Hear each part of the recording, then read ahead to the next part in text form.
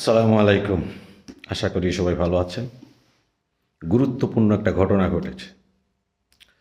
আইসিজির যে সদস্য বাংলাদেশে আসার কথা, একজন অবশ্যই এসে পৌঁছেছেন, কিন্তু আরেকজনকে বাংলাদেশ ভিসা দেয়নি। কারণ কি জানেন? তিনি ভারতের ব্যক্তি, ভারতীয় বংশোদ্ভূত এবং ভারতের সোজা কথা। ফলে তাকে বাংলাদেশ এখানে কোনো আলোচনার টেবিলে তাকে রাখতে চায়নি। এটা কত বড় একটা ঘটনা! আহ, দেখেন, ভারতের সাথে আমাদের কোনো বিরোধ নেই। ভারতে হিন্দু মুসলমান বিভিন্ন জাতিগোষ্ঠীর বসবাস। এই হিন্দুত্ববাদ দিয়ে আমি ভারতকে বিচার করি না। ভারতের সাথে আমাদের সম্পর্ক হবে, সেই সম্মানের সম্পর্কটুকু হবে। এতদিন ভারত যা করেছে তার বদলাটি এখন বাংলাদেশ দিচ্ছে। ধন্যবাদ ডক্টর ইউনূস সরকারকে এবং তাদের হয়ে যারা যারা কাজ করছেন তাদের সবাইকে, এবং বিশেষ করে আমিনুল ইসলাম বুলবুল, তিনিও ওই একই লাইনে তিনি কাজ করছেন।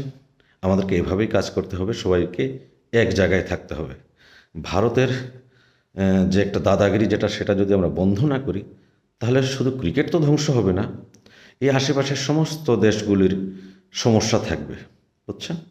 ভারত যদি বোঝে সেটা, তাদের এই ঘৃণার রাজনীতি ছেড়ে যদি সবার সাথে সম্পর্ক সুন্দর করার রাজনীতি তারা করতে পারে, তাহলে শুধু ভারতের উন্নতি হবে না, চতুর্পাশের সবার উন্নতি হবে এবং ভারতে সেখানে লিডিংয়ে থাকতে পারে। সেটা ভারত কখনোই করে না।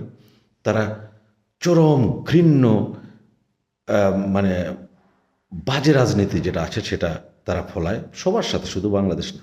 আরও ঘটনা দেখেন, পাকিস্তানি বংশোদ্ভূত অনেক প্লেয়ার বিভিন্ন দেশে আছেন, যেটা প্রথমে উঠে এসছে আমেরিকা, ইউএসএর যে টিমটা আসবে তাদেরকে ভিসা দিচ্ছে না। ইভেন ইংল্যান্ডের যে দুজন আছেন তাদেরকেও দেওয়া হচ্ছে না।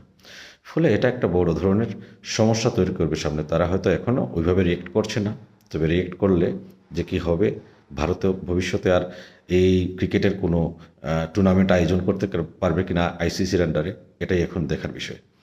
তো আমি ধন্যবাদ জানাচ্ছি ইউনূস সরকারকে, এবং তিনি তার আমলে ভারতের সাথে সম্পর্ক সুন্দর করে নিয়ে আসার জন্য ভারতকে যে মেসেজটা দিয়েছেন প্রথম থেকে, এটার জন্য ধন্যবাদ।